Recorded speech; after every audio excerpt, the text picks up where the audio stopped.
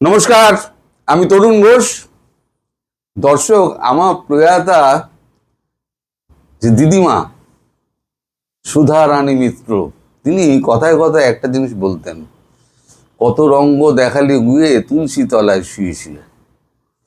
এখন বাংলাদেশ সরকারের যে অবস্থা, তাতে ভারতের সব লোকজন খেক শিয়ালের মতো খ্যাক খ্যাক খ্যাক খ্যাক করে হাসছে। একদিন ধরে কত নাটক হলো।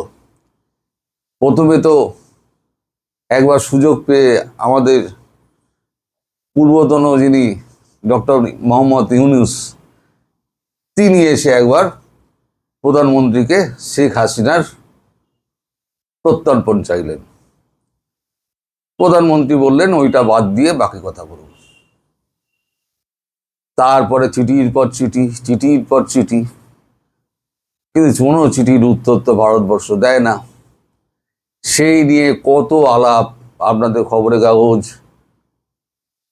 মানে শেখ হাসিনাকে বন্দি করে রেখে দিয়েছে, তাকে কাতার পাঠিয়ে দিচ্ছে, তাকে রাশিয়া পাঠিয়ে দিচ্ছে, তাকে দুবাই পাঠিয়ে দিচ্ছে, ও অনেক কিছু হলো।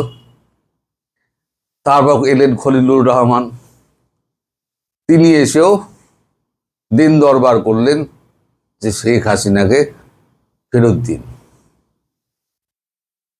এবার যখন শেখ হাসিনা বললেন আমি এবার ফেরত যাব, দেশে ফিরব মাথা উঁচু করে, তখন সব শুকিয়ে মাঠ হয়ে গেল। প্রথম তো মুখ দিয়ে কথা সরছিল না। এখন গতকালকে সালাউদ্দিন সাহেব, স্বরাষ্ট্রমন্ত্রী, তিনি পরিষ্কার বলে দিলেন যে ভারতবর্ষেই তার কাফন দাফন হয়ে গিয়েছে, আওয়ামী লীগের নেত্রী শেখ হাসিনা আর ফিরবেন না। তাই আমার দিদিমার কথাটা মনে পড়ে গেল, কত রঙ্গ দেখালি গিয়ে তুলসী তলায় শুয়ে শুয়ে। এখন যদি শেখ হাসিনা ফিরে আসেন, তাহলে ওনাদের যে হাল হবে সেটা তো ওনারা খুব ভালো করে জানেন। কারণ কি কি পাপ করেছেন এই বিএনপির লোকজন, জামাতের লোকজন আর ইউনূসের লোকজন, সেটা তো সবাই জানে। শেখ হাসিনা আরো বেশি জানেন। পাবলিক আছে ক্ষেপে, শেখ হাসিনা যদি প্রত্যাবর্তন করেন, করবেন তো বটেই, উনি যখন বলেছেন ভেবে চিন্তেই বলেছেন। কঠিন, তার সিদ্ধান্ত খুব কঠিন হয়। একবার যদি মনে করেন যে আমি এটা করব, তাহলে উনি করেই ছাড়বেন। তো এখন ওই কথা শোনার পর আমাদের সাউথ ব্লকে সব ফিসফাস হচ্ছে, কেউ মুচকি হাসছেন। জয়শঙ্করজি ভালো কথা বলেছেন। জয়শঙ্করজি বলেছেন এগুলো সব স্টান্টবাজি। উনি তো কালকে রাতে বেলা বেরিয়ে গেছেন বিদেশ, যাওয়ার আগে তিনি বলে গেছেন ঘরোয়া আলোচনা, এগুলো সব স্টান্টবাজি বাংলাদেশের। আমি জানতাম যে এই স্টান্টবাজি বেশি দিন টিকবে না। আমি ওই জন্য মোদিজিকে বলেছিলাম আপনি একবার বলুন যে হ্যাঁ আমরা প্রত্যর্পণ করে দিচ্ছি, দেখবেন নেবে না। ওরা এতটাই ভয় পায়। এখন দেখা গেল যে সত্যি সত্যি ডক্টর জয়শঙ্কর অত্যন্ত বুদ্ধিমান মানুষ। তার যে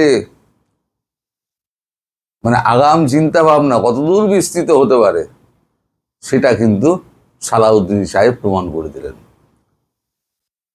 এত ভয় শেখ হাসিনাকে, আমাদের ওই ডক্টর ইউনূস, তিনি তো ঢপ মেরে মেরে মানে পুরোটা চালিয়ে দিলেন। ওনার রেখে যাওয়া সমস্ত রেশন 1.5 বছরে বিলি করে নিজে দিচ্ছি এমন একটা ভাব করলেন। তারপরে বিদ্যুৎ নিয়ে এত ঝামেলা টামেলা হলো, সব কিন্তু শেখ হাসিনার সব করে রেখে যাওয়া। বিদ্যুৎ বলুন, খাদ্য বলুন, আপনি শিল্প বলুন, কলকারখানা বলুন, আপনার এই যে ভারতে যে আপনার দিয়েছিল যে যত সুযোগ সুবিধে, হ্যাঁ, ট্রান্সপোর্টেশনের, সেইগুলো বলুন, সবই তো ভারতের ওনার করে দেওয়া, ভারতের সঙ্গে চুক্তি করে। এই যে এত আপনারা বললেন, এত বিলিয়ন টাকা উনি মেরে দিয়েছেন। ইউনূস গভর্নমেন্ট চলে গেল, বিএনপি সরকার চলছে, কিন্তু এখনো পর্যন্ত সেই কথাটা কেউ বলেন না। এখন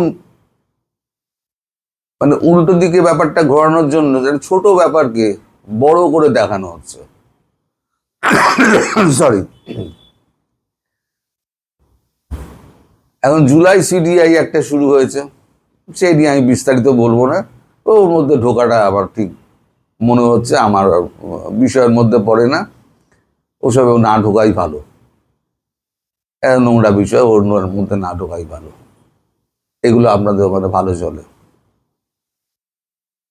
তো এখন সেদিকে একটা চাউর করে দিয়ে মোটামুটি শেখ হাসিনার ব্যাপারটা একটু ধামাচাপা দেওয়ার চেষ্টা হয়েছে। কিন্তু চারিদিকে এই সোশ্যাল মিডিয়ায় যেভাবে আলোচনা হচ্ছে বাংলাদেশে, তাতে মনে হচ্ছে সরকার বেশ ভয় আছে। ওনাকে গেলে তো ওনাকে জেলে পুরবেনি আমরা জানি, কিন্তু ভারত তখনই পাঠাবে যখন কাউন্সিল অ্যাক্সেস দেবেন। মনে রাখবেন, ভারতবর্ষের কাউন্সিল অ্যাক্সেস কিন্তু দিতে হবে, না হলে কিন্তু আপনাদের মুশকিল আছে। অবশ্য তার আগে কি হবে না হবে আমি তো বলতে পারবো না, তার আগে অনেক কিছু হতে পারে, সে খবরের সম্ভাবনাও অনেক বেশি। কারণ পাকিস্তান খুব নাচানাচি করছে, পাকিস্তান চাইছে একটা যুদ্ধ বাঁধিয়ে দিতে। আর যুদ্ধটা যদি পরের মাটিতে হয়, তাহলে তার থেকে আর সুবিধাজনক কিছু হয় না। পূর্ব পাকিস্তান ওদের ভারতের প্ল্যান, বাংলা পাকিস্তানের তো প্ল্যানে ছিল পূর্ব পাকিস্তানে দিয়ে আরো আক্রমণ করবে। এখন সেই ক্ষতটা, পুরনো ক্ষতটা একটু মলম প্রলেপ লাগানোর জন্য বাংলাদেশকে গুটি হিসেবে ব্যবহার করবে।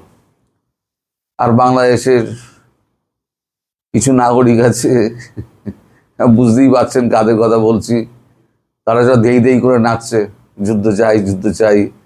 একবার যুদ্ধ দেখলে তাহলে পরে আর দ্বিতীয়বার 100 বছরের মধ্যে বলবে আমরা শান্তি চাই, যুদ্ধের নাম বন্ধ করবে না। যাই হোক, এখন ভারতের লোকজন একের খ্যাক খ্যাক খ্যাক খ্যাক করে হাসছে, মন্ত্রী থেকে আরম্ভ করে মোহন ভাগবত পর্যন্ত। কালকে মোহন ভাগবত একটা স্টেটমেন্ট দিয়েছেন, বলেছেন এতটা ভীতু আমরা জানতাম না, তাহলে আগেই আমরা ওনাকে ফেরত পাঠিয়ে দিতাম। ভারতের কাছে আপনারা 2 পয়সার দাম নেই। আমি বারবার বলি না, আপনারা চোখে চোখ রেখে কথা বলবেন, হ্যাঁ, সমান মর্যাদা চাই। তা সমান মর্যাদা পেতে গেলে মর্যাদার মতো কথা বলতে হবে।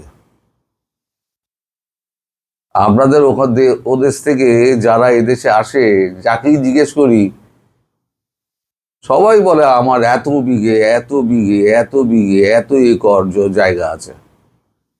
আমি একদিন আমার বন্ধুকে বলছিলাম, সারা বাংলাদেশটা তো এইটুকু রে, সব লোকের জায়গা জমি যদি অ্যাসেটগুলোকে এক জায়গায় করা যায়, কাঁঠাল বাগান এত বিঘে, ধানের জমি এত একর, তাহলে পরে তো বাংলাদেশটা 3 গুণ হয়ে যাবে।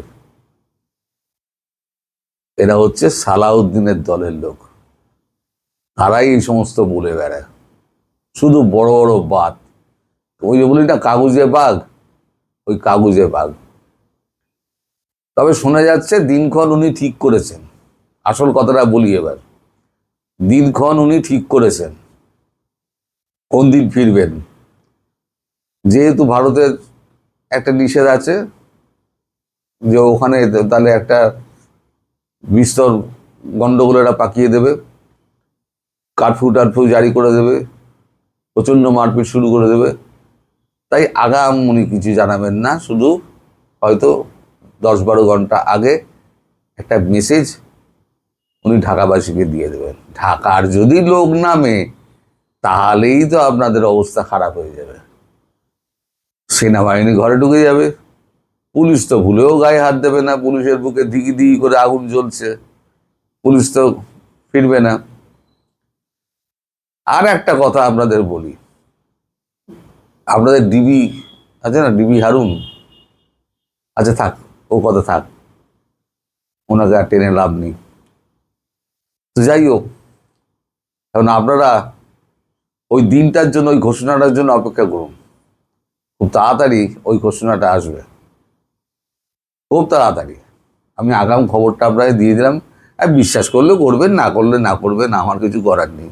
আমার বলার কথা আমি বলে দিলাম, উনি ঝপ করে বলবেন, আমি 10 ঘন্টার মধ্যে আসছি, রেডি থাকবেন। তখন দেখবো নাটক কত জমে। সবাই ভালো থাকবেন, সুস্থ থাকবেন, সাবধানে থাকবেন। নমস্কার।